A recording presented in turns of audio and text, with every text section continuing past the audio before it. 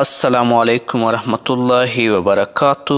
دوستانو خراغلاس زیم جاوید خان او تاسو جاوید خان آفیشل چینل ګورئ.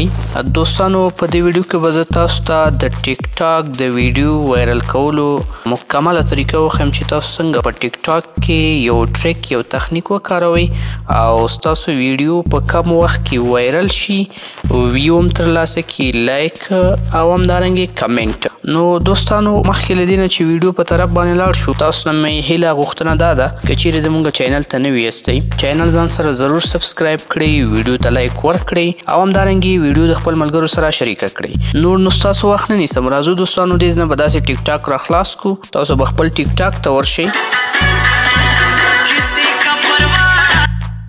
دا ویډیو مې داسې سټاپ کړه دوستانو چې مزاحمت کوي او له دې نه وروسته به دوستانو تاسو داسې راشئ د پروفایل برخې ته. پروفایل کې به دوستانو تاسو دلته راشئ، دغه درې لاین یا درې خطونه چې دي دې باندې به داسې کلیک وکړئ. له دې نه وروسته به دوستانو تاسو دلته راشئ ریپورټ پرابلم، دا وګورئ سپورټ برخه کې دي ریپورټ پرابلم، دا به راخلاص کړئ. دې کې یو درې ډېر ضروري سیټینګز دي او دغه سیټینګ به تاسو وکړئ.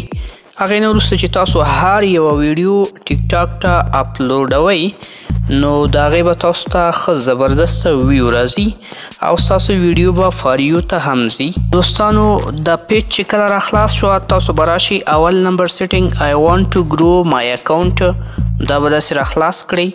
بیا به دوستانو راشئ او د برخې نه به دغه نو داسې انتخاب کړئ، یعنې دا اپشن به تاسو نو کړئ او بیرته به راشئ د بیک بټن نه به واپس شئ. بیا به دوستانو داسې لاندې راشئ فیډز سرچ شیر، دا دویم نمبر اپشن دی، دې اپشن ته به تاسو ورشئ. دلته به دوستانو تاسو راشئ ادر، دا اپشن به داسې راخلاص او دا اپشن به هم دوستانو دې نه داسې نو کړئ. له دې نه وروسته به بیا راشئ د بیک بټن ته او دې نه به بهر شئ. یو بل ضروري سیټینګ هم شته دی، هغه به هم تاسو وکړئ. دریم نمبر اپشن ټیپینګ ټو فسټ، دې ته به داسې راشئ او دوستانو دا اپشن به هم له دې ځای نه داسې نو کړئ. دغه درې سیټینګ چې تاسو په ټیک ټاک کې وکړئ دوستانو، له دې نه وروسته چې تاسو هره ویډیو اپلوډوئ ستاسو ویډیو به فاریو ته ځي او ستاسو ویډیو به خامخا وایرل کیږي. دوستانو امید لرم چې دا ویډیو به ستاسو خوښه شوې وي. ښه وخت، الله پامان.